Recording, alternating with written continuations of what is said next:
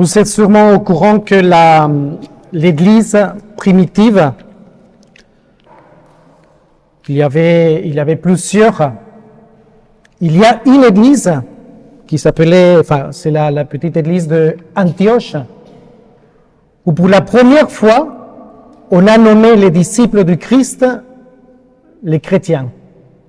Alors si aujourd'hui, nous, on a ce nom des chrétiens, c'est grâce à cette première Église primitive. Et cette Église primitive avait une connotation aussi importante, plusieurs églises, c'est qu'on disait quelque chose d'important d'eux. Je ne sais pas si vous savez la phrase qu'on disait des premiers chrétiens. La phrase est la suivante. Regardez comment ils s'aiment. Regardez l'amour qu'ils ont les uns pour les autres. C'est ça la particularité de l'Église primitive. Alors on avance un tout petit peu, année 2024, on n'est plus une Église primitive, on a plusieurs paroisses, une Église qui est vivante de partout dans le monde. Je pose la même question. Est-ce qu'on peut dire aujourd'hui de nous, regardez comment ils s'aiment par rapport aux chrétiens?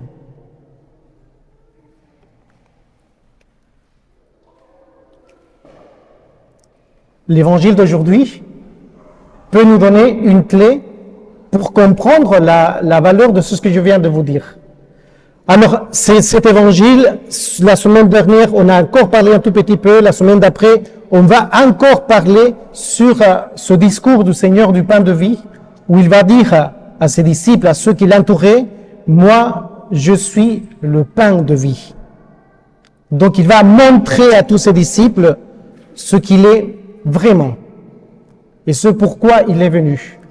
Pour nourrir notre cœur, pour nous sauver et nous donner la vie éternelle. Mais il dit cela sans pour autant avoir toujours des problèmes. Alors ce qui est intéressant dans l'évangile, c'est que tout de suite après, ces paroles du Seigneur, si claires bien sûr, mais ils ont suscité tout de suite la contestation parmi les auditeurs. Ils murmuraient. Murmurer. Vous savez ce que ça veut dire murmurer? Oui, je ne sais pas si je me suis bien exprimé en français. Bon, très bien. Murmurer, c'est comme, je ne sais pas comment dire autrement, c'est parler mal, parler par derrière, ou provoquer, ou susciter parfois un mauvais esprit, non? C'est le type de personnes que nous en avons un peu marre dans notre société d'aujourd'hui, non? Des gens qui sont toujours souriants, qui nous embrassent très fort, et par derrière, ils nous poignardent. C'est plus graphique, ça? Très bien. Donc, ce qui s'est passé avec Jésus, je suis le pain de vie, il proclame, il avait fait un miracle extraordinaire, parce qu'il avait multiplié les pains. Donc, on est en face d'une situation de circonstances qui sont quand même extraordinaires. Mais lui, il dénonce qu'il venait juste parce qu'il avait donné à tout le monde de manger. Et là, il proclame, il dit, « Moi, je suis le pain vivant. » Et voilà l'indifférence et l'ingratitude. Ils vont le laisser, bon, je ne m'avance pas tout dans l'évangile, ce sera la suite, mais vous savez que tout le monde, après cette proclamation, tout le monde va partir. À tel point que Jésus va dire à ses apôtres, « Vous aussi, vous voulez partir ?» Il y a un seul qui a eu le courage de dire, « À qui irions-nous? Tu as les paroles de vie éternelle. » Mais il y a encore cette indifférence et l'ingratitude. Le saint curé d'Ars, je ne sais pas si vous aimez le saint curé d'Ars, c'est un saint que j'aime beaucoup. Il disait, le monde n'a plus faim du spirituel, non?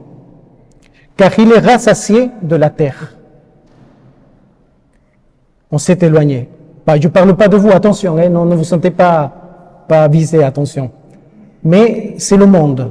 Il n'a plus de faim spirituelle. Parce qu'on a perdu, en fait, le Seigneur. Alors, donc l'importance, je pense, de se rapprocher de l'Eucharistie, de penser fortement à ces paroles dites par le Seigneur. L'Eucharistie est bien plus qu'un rite.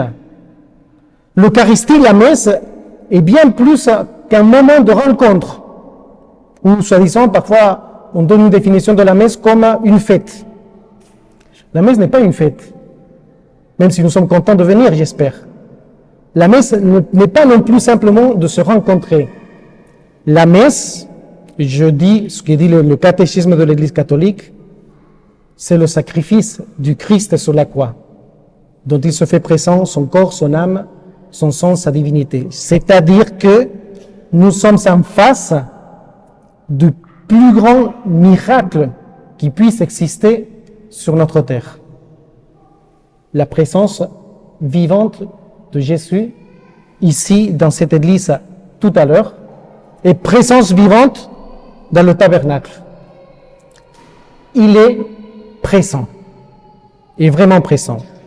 Mais aujourd'hui, malheureusement, l'Eucharistie peut être souvent délaissée. Nos églises, ce qui n'est pas du tout le cas aujourd'hui, je suis très content, mais il y a parfois que nos églises peuvent se vider.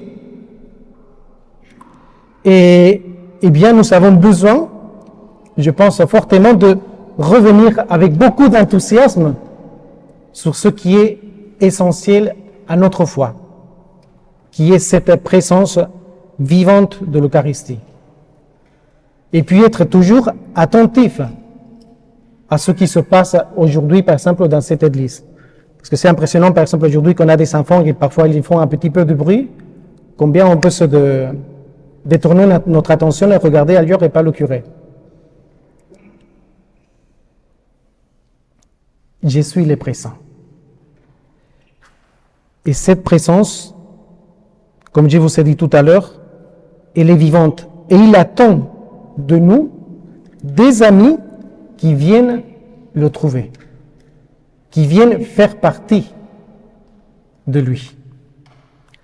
Et dans cette époque moderne, où l'on cherche parfois des solutions pour combler le vide intérieur, la réponse est toujours là, est toujours présente. Jésus qui nourrit notre cœur et qui nourrit notre âme. L'autre jour, je vous avais parlé un peu de la mode qu'il y a aujourd'hui, c'est-à-dire parfois des programmes de vie, comment développer notre ego personnel, comment s'en sortir, par exemple, de nos problèmes, soit personnels, soit parfois de dépression, etc. Je trouve qu'il faut, parfois, il faut suivre, bien sûr, ce type d'accompagnement, vous voyez. Mais cet accompagnement, il est bien ancien, en fait. Et Jésus nous a donné la clé. Je suis le pain vivant descendu du ciel. Celui qui mange à ma chair et boit à mon sang a la vie éternelle. Et moi, je le ressusciterai au dernier jour. Voilà les clés de lecture que nous avons pour vivre fortement l'évangile d'aujourd'hui. Donc, pour terminer toujours dans le positif, bien sûr, non? Ne tombons pas dans l'ingratitude, voyez, de délaisser le Seigneur. Sinon, revenons avec beaucoup de joie à la participation de la messe. Par exemple, si je pose la question aujourd'hui, ne levez pas la main, hein? Et si je pose la question, je dis, qui a été obligé à venir aujourd'hui à la messe? De dire, voilà, par exemple, je vois beaucoup de jeunes, des enfants, ou parfois mari ou femme qui ne veulent pas venir et disent, bon, il faut venir. Et on est un peu tiré par les oreilles pour venir à la messe. Vous regardez ailleurs parce que c'est vrai. Parfois, c'est vrai. Combien de fois, j'attire encore votre attention, on vient à la messe et un peu éparpillé par rapport à tout ce que nous allons faire. Et ne pas être concentré par rapport au moment actuel. La messe, la nourriture spirituelle et recevoir le Christ. Je suis déjà en train de penser ce qui va se passer tout à l'heure. Qu'est-ce que je vais faire après la messe? Tiens, j'ai laissé le poulet au four. J'espère que le Père Anthony ne va pas trop parler. Sinon, je suis cuit. Et le poulet aussi. ou qu'est-ce que je veux faire tout à l'heure. Voyez, donc on peut avoir ce problème, parce que je trouve que c'est un problème, d'être un peu éparpillé de partout et de ne pas vivre l'instant présent. Ce qui se passe ici, maintenant, dans cette église. Et ce qui se passe, c'est merveilleux. C'est la présence vivante du Christ parmi nous. Alors je ne peux, pour terminer cette petite homélie, j'espère que c'était petite, je ne peux que vous encourager à vivre fortement cette Eucharistie, chaque Eucharistie, avec beaucoup d'amour. Vivez l'Eucharistie comme le moment le plus important de toute votre semaine. Communiez correctement. Communiez en dignité. Communiez en sachant ce que vous recevez. Et je vous ai parlé 1000 fois, l'importance de la réconciliation, s'il le faut, pour recevoir dignement le Christ. C'est la meilleure manière de progresser dans notre foi et de se rapprocher du Seigneur. Alors que la très sainte Vierge Marie nous accorde cette grâce aujourd'hui, il nous aide à aimer davantage Jésus dans l'Eucharistie. Au nom du Père et du Fils et du Saint-Esprit.